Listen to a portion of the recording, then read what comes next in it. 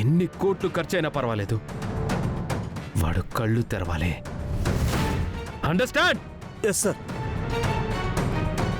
నా తమ్ముడిని కొట్టింది ఎవరో తెలిసిందా? లేదు సార్, ఎంక్వైరీ చేస్తున్నాను. ఇంకా ఎన్నాళ్ళు ఎంక్వైరీ చేస్తారు? నా తమ్ముడిని కొట్టిన వాళ్ళని చూసిన వాళ్ళు ఎవరూ లేరా? ఆ రోజు జాతరలో గొడవైంది సార్. అక్కడ సీసీ కెమెరాలు ఏమి లేవు. జరిగిన గొడవని వీడియో తీసిన వాళ్ళు కూడా లేరు. అందుకే ఆ వ్యక్తి ఎవరో పట్టుకోలేకపోతున్నాను సార్. నువ్వేం చేస్తావో, ఎవరి సాయం తీసుకుంటావో నాకు తెలీదు. నా తమ్ముడు కళ్ళు తెరిచే టైంకి వాణ్ణి కొట్టిన వాడెవడో నాకు తెలియాలి. నా తమ్ముడికి వాడికి మధ్య గొడవేంటో నాకు తెలియాలి. వాణ్ణి నా చేతులతో షూట్ చేసి చంపాలి. అర్థమైందా? అలాగే సార్.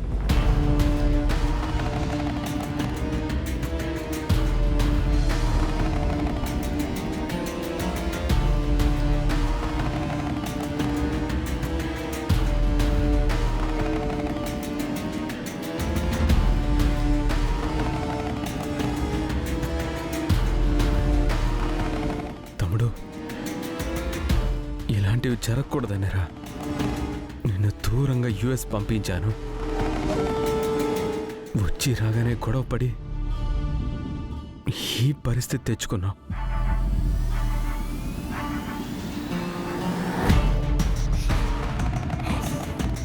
సారీరా, నీ నుండి కూడా నిన్ను కాపాడలేకపోయాను. కానీ నీకు ప్రామిస్ చేస్తున్నానురా, ఎలాగైనా నిన్ను బ్రతికించుకుంటాను. నువ్వు కళ్ళు తెరిచే టైంకి నిన్ను కొట్టిన వాణ్ణి నీ కళ్ళ ముందు నిలబెడతాను.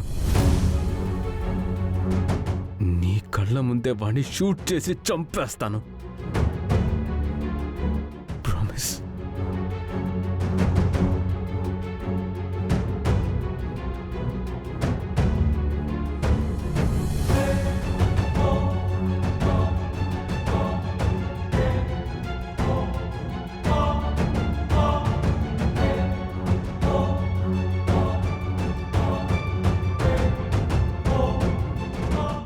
జాగ్రత్త. Okay sir. చూడు, ఈ ప్లేస్ ఎవ్వరికీ తెలియకూడదు. నా తమ్ముడు కళ్ళు తెరిచే వరకు సీక్రెట్గా ఉంచండి. Sure sir.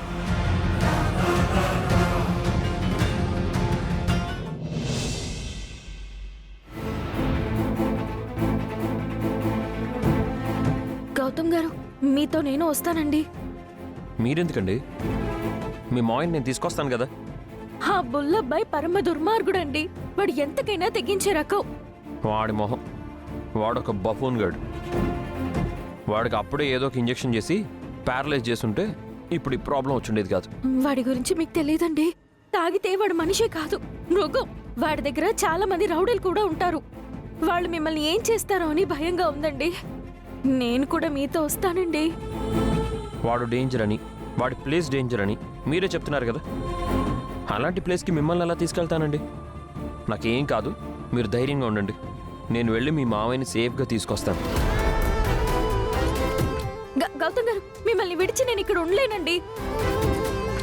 చూస్తూ చూస్తూ అలాంటి ప్రమాదంలోకి మిమ్మల్ని ఒంటరిగా పంపించలేను. దయచేసి నన్ను రానివ్వండి. వద్దా హల్జీ గారు, మీరు ఒట్టి మనిషి కూడా కాదు. మిమ్మల్ని ఈ సిచ్యుయేషన్లో నేను ఆ రిస్క్లోకి తీసుకెళ్ళలేను. మీరు భోజనం చేసి టాబ్లెట్లు వేసుకొని రెస్ట్ తీసుకోండి. మీరు ప్రశాంతంగా నిద్రపోండి. మీరు కళ్ళు తెరిచే టైంకి మీ మావయ్య మీ ముందు ఉంటారు. మీరు ఎలాంటి ప్లేస్కి వెళ్తున్నారో తెలిసి నేను ప్రశాంతంగా ఎలా నిద్రపోగలను? మీరుండగా నాకేం కాదండి. మీతో నేను వస్తాను. నేను చెప్పేది వినండి హల్జీ గారు. నేను వెళ్ళేది అడవి, పైగా రాత్రి.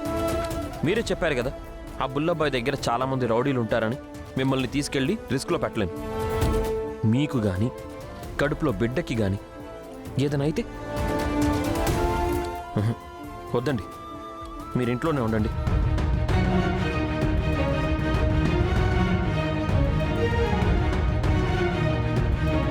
మీరు ఎంతసేపు నా గురించి ఆలోచిస్తారు తప్ప మీ గురించి ఆలోచించరా?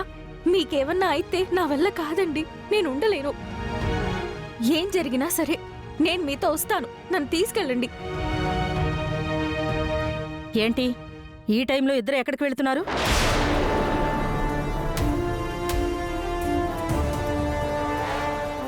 ఆ, ఇద్దరం కాదు నాన్నమ్మ, నేను హాస్పిటల్కి వెళ్తున్నాను. ఒక ఎమర్జెన్సీ అటెండ్ అవ్వాలి. నన్ను పంపించడానికి వచ్చింది అంతే. వాడేమన్నా బయట ఊరికి వెళ్తున్నాడా? రోజు వెళ్ళే హాస్పిటల్కే కదా. లోపలికి వెళ్ళు. వెళ్ళా హల్య, వెళ్ళి తిని టాబ్లెట్ వేసుకొని పడుకో. నేను వెళ్ళి కేసు అటెండ్ అయ్యి వస్తాను, సరేనా? నీకే చెప్పేది, వెళ్ళవే.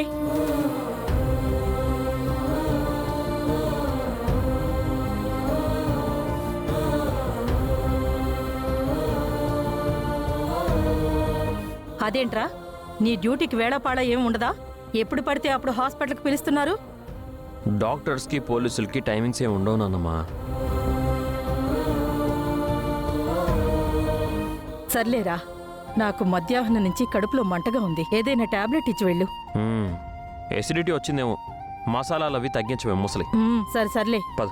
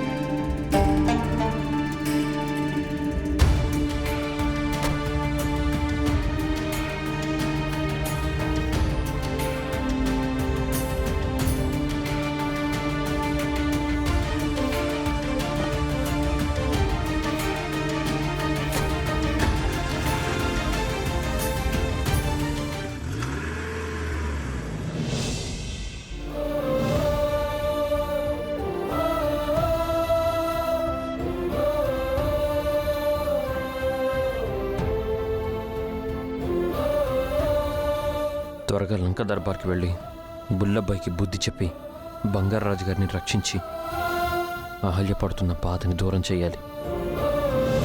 దేవుడా, వెళ్లే చోట గౌతమ్ గారికి ఏ ప్రమాదం జరగకూడదు. మావయ్యని క్షేమంగా ఇంటికి తీసుకురావాలి.